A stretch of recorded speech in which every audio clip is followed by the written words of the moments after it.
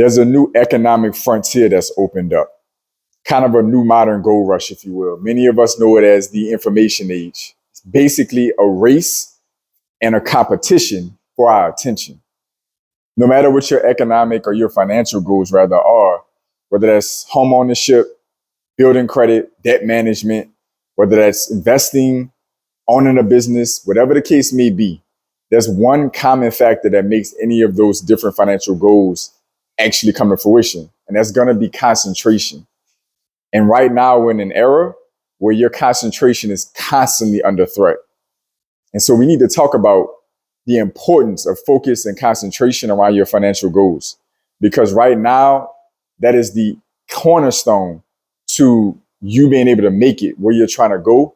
And it is the number one thing that is under attack in our current society. I work with a broad range of clientele, and the book of business I manage in my banking and financial services career at this time ranges between $20-30 million. Sometimes it's a little bit higher than that, but it's spread out across hundreds of consumer clients I work with. And of that bunch, the majority of that book really falls in the hands of a few dozen clients that are in the 6, 7, and sometimes 8-figure net worth range. When I work with these clients on a regular basis, there's one common trait amongst many things that they may have to their advantage. And every single one of them knows how to specialize, and they know how to concentrate. They may have ran into money. They may have, high income skills. They may have inheritance, whatever the case may be. They maybe have other features that gave them a leg up. But there's one thing that for those who are sustaining their financial success over years and years and even decades, and that's concentration. It's something I witnessed on a firsthand basis. Their ability to find out where they're good at, the areas they may be struggling, balance those things off where they focus more of their time and attention on the things that they know how to do and they're familiar with, and they stay relatively clear or outsource the things they struggle with. So I have some clients who are just really good at overstuffing their retirement accounts. They're not autonomous stock investors. They don't own much property other than maybe their primary residence. They're not chasing crypto, none of that. They're just really, really good at having a good income, a good spread on that income, and putting the bulk of that savings in their retirement accounts. And I have clients with 7 figures, upper 6 and 7 figures in their retirement accounts for this reason. In some special cases, in as early as their 50s and early 60s. I have the same thing with some of my successful real estate investing clients, and the same thing with some of my autonomous stock investing clients and business owner clients. They have this one niche feature that makes them special that I've noticed. And every single one of them in conversation, when I'm helping to discover their financial needs, whatever they're working on, and helping them work towards their financial goals, there's this constant ability to focus and concentrate around what's important or what's closest to them financially to get them where they're going. So wherever that next step is for them, or whatever that focus point is, and the next steps that they have to take, they do a pretty damn good job of locking in. It doesn't mean they don't enjoy social media, TV shows, they don't go out and enjoy themselves. It doesn't mean they don't have a life and don't do some of the same things that we enjoy doing with our time. But what I do notice is they don't allow themselves to get pulled in different directions off their financial strategy, or allow their financial goals or the pathway they're choosing to be shifted based on what content is put out, what their favorite creator is saying, what Instagram post is getting 1 billion views and likes, and, drawing them in investment strategies or financial plans. None of that happens for them.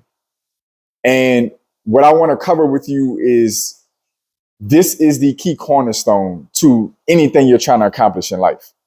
And right now you are facing the most upheaval against that concentration based on the economic and societal structure that we're in. Because right now, the majority of companies, regardless of their industry, the majority of companies are fighting over the same thing. That's our focus, time, and attention. And if they see enough value in it to pour all of the resources that they pour into trying to captivate it and hold on to it as long as they can, then it's important that you start to see the same value in it. They understand there's tremendous value in our concentration and our attention. If they can get us to focus on whatever it is they're offering, whatever product, service, whatever technology it is they're offering, if they can get us to engage with it on a consistent basis, they find a way to make profit. They find a way to make profit. They draw in our attention. And then many cases, they gather that attention, they gather a bunch of information from us, and then they bid it off in a lot of cases, or they sell off space for others to get in front of us. And what is important for you to understand at the end of the day, that's just the way these things are. It's not about fighting that cycle. What it is about is you understanding that you have to be the biggest investor in your time and attention. We all have to be, because the only thing that makes time truly valuable is what we accompany it with. So what that basically means is you can have all the time in the world, but if you use that time idly, aimlessly, filling it with bad behavior, whatever the case may be, then that time isn't benefiting you. It's an enemy. On the contrary, if you take that same time, you have focus, you have concentration, you're planning strategically, you're executing positive actions and behaviors on a consistent basis, then time becomes your ally. Because whatever you're doing, good or bad, when you do it over time, it's going to compound. So I wanted to put this out as a PSA. As a financial professional and as a finance YouTube creator, we all have all of these different financial ambitions that really we have targeting to bring us to the same place. We may be willing to go a bunch of different routes to get there, but we're all ultimately trying to buy back our time and buy back our control. And I see people who have accomplished this day in and day out. I see people who are absolutely fumbling at this. They're in a terrible financial position. And the theme is the same on the other end of the spectrum. The people that I see who have the worst financial conditions tend to be the people with the worst concentrations and the worst focus points. Even when I'm working with them, helping them with their finances right there in person, they can't even focus on that long enough. They're either disengaged, they're not paying attention, or they can't keep their focus in the conversation around what's being discussed. The opposite is true for those who are financially successful that I work with. And the same holds true for anybody in any career path or focus point in life. Same thing for fitness. It doesn't matter what it is. Concentration is essential. Taking your attention and taking your time, binding them together and allowing them to give you positive results over time. Every investing strategy has one thing in common, and that's going to be sustained success over time. All underwriting has one common trait in practice. They're looking for certain variables and factors that prove that you have the ability to take on, manage, and pay back debt. And they want a financial track record that proves that. Time. They want to see your credit over time. They want to see your job history over time. These are going to be all various different ways that all have to have one common factor at play at the same time. And that's going to be time, history. How did you use your time before you apply for this loan? How are you using your time as you go into this investment? Are you sticking it through? Are you doing the research? Are you making the proper adjustments when necessary? Are you concentrating on it? Very, very, very important for us to understand. Generational wealth is no different. Many of us salivate at the idea of being able to be some of the first to create wealth and pass that wealth down. But generational wealth in itself is simply wealth created, grown, and sustained over time. That's all it is. Grown and sustained and passed down over time.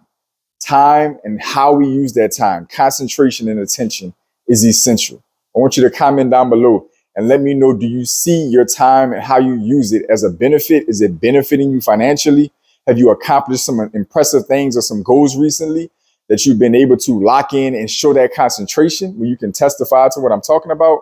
Or are you somebody who would be honest and say that you've been struggling? You've noticed that you haven't hit certain financial metrics or goals because you struggle with managing your time and you struggle with concentration and struggle with locking in with your attention. Comment down below and let me know. To all my pioneers, welcome back. To my new viewers, welcome in. I want each and every one of you to drop in the description section down below. You can tie in with me on Instagram. If you're looking for the opportunity to work with a financial professional one-to-one to help hold your hand and curate a strategic plan and help you execute on that plan to reach some of your financial goals, get in the description below for that as well. Other than that, I want each and every one of you to stay focused, stay in motion. I'll see y'all soon.